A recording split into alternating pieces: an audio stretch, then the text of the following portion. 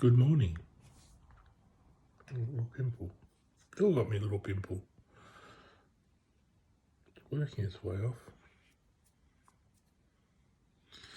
Anyway, pimple and all, I need some cream on that. No, I was just commenting on YouTube. Thought I'd make a little video. I'll add the link that I commented on in the bottom of this YouTube video. I was just talking about time, how it's sort of a human quality time. It's not a universal thing. It's an illusion really that we believe in, that time exists, that it's to give us a better sense of place and in the universe, in the physical world. It gives us a sense of a journey and a sense of day and night and a sense of progress, and it's basically so we can do work, to work. So but to an atom, time doesn't really exist. It's just an exchange of energy, which really isn't really a component of time. It's that's the best I can explain it. A scientist might go through the loop of trying to explain it, but that's still a human quality. It's something that's not really it's illusory. Like, if a human being can sort of swing the doors of those realities open, then those illusions, and for a moment might feel that deja vu feeling. I was talking about this on the YouTube thing I posted. And for that moment during deja vu, it's like you feel like you've been there forever and you've done this before, and really you are. You're doing the same thing really over and over and over again. You're still following a story, but that story's already there. It's like this world's already eternal. You're already living eternity. There's no sort of beginning and end, really. We just believe there sort of is, because we think we're born and then we think we die and then we think that's a beginning and an end, but really we're still here forever. We're still I suppose you could say time is like growth or growing. Things grow, I suppose, but really that's an illusion too. If you understand the shape of the universe isn't ever expanding, it's sort of if you held a bucket of water upside down and understood that the water won't fall out unless there's gravity, you can sort of understand the universe that way. It's sort of we think that it's just going to keep expanding, but to what?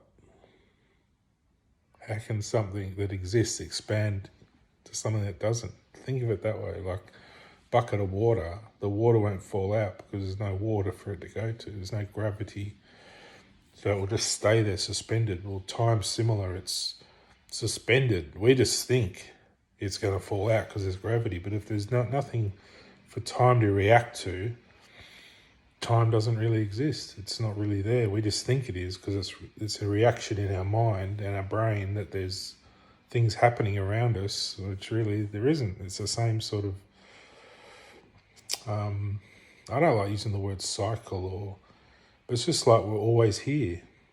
We're always in the same place, really. When we move, energy is propelling us up place with energy. We feel like we're going somewhere, but really we're still in our same place in a way.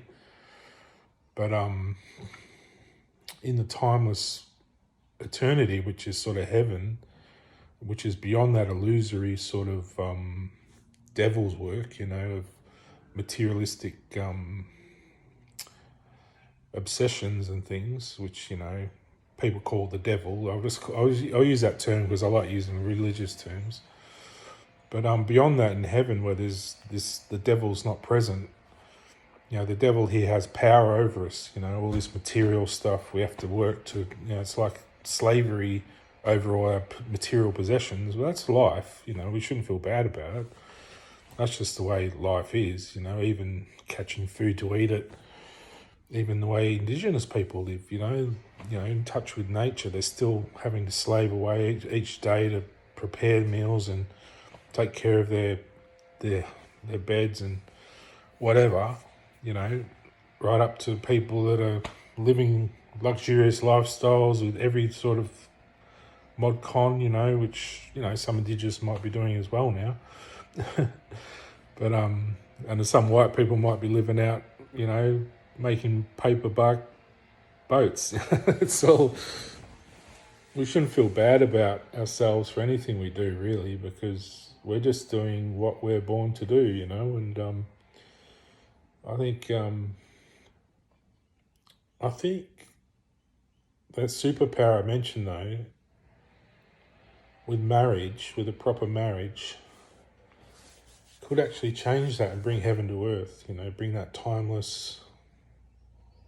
It's almost like the devil here has power over us, but you could turn that around and use that superpower, which is connected to heaven, you know, it's sort of a heavenly power. And you could actually transform the world, I think. But we're too obsessed with destruction and greed, and these factors really fuck it up for us, you know, because we think that kind of thing is nonsense. So we believe just purely in science. But if you believe in both, the timeless world of eternity as well as science, really the foundations of science is the devil's work, really, in a way, because we're just slaving over materialistic knowledge, really, which passes away when you go to heaven or whatever. And you find eternity has no time, you know, there is no time, really. You see the truth, the truth they talk about, that the world we're living has been here forever. It's never not been here. It's always been here. But we have an ego which says, no, I was born, so I'm in time, so something must have been before me. That means something's before the universe, you know, but we're just a little construct in the universe which has been developing into something, you know, and we sort of think we exist in a way, don't we? What's existence really, you know? Where were we before that, before our body was born, you know? It's hard to sort of get a head around that we were always here. We just realised it in a way. We woke up to the fact we're alive, you know, through the birth from our parents. But all that energy has always been here. We've always been here in some other little way, you know, shape or form, doing what we're doing.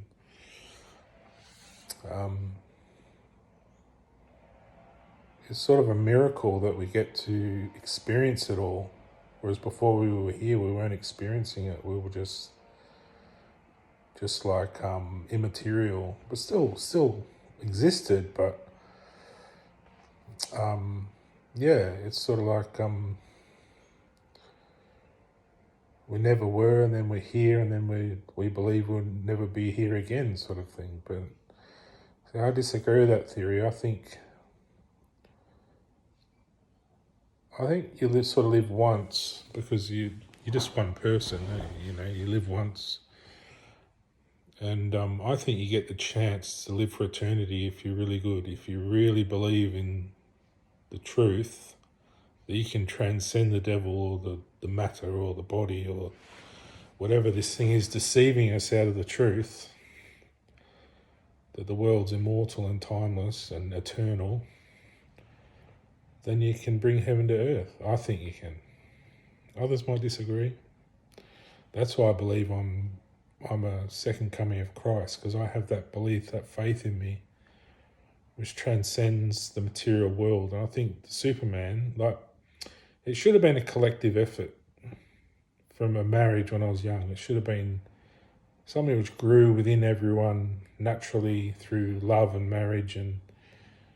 But I've sort of done it on my own in a way, with the help of, you know, heaven and my connection to heaven and all the different living beings. And it's been hard though. It's been hard work, but it should have been much more enjoyable. But like I keep saying, the end result's the same. So but I still believe that the marriage of this superpower can actually bring peace to earth and rebirth it in a new light.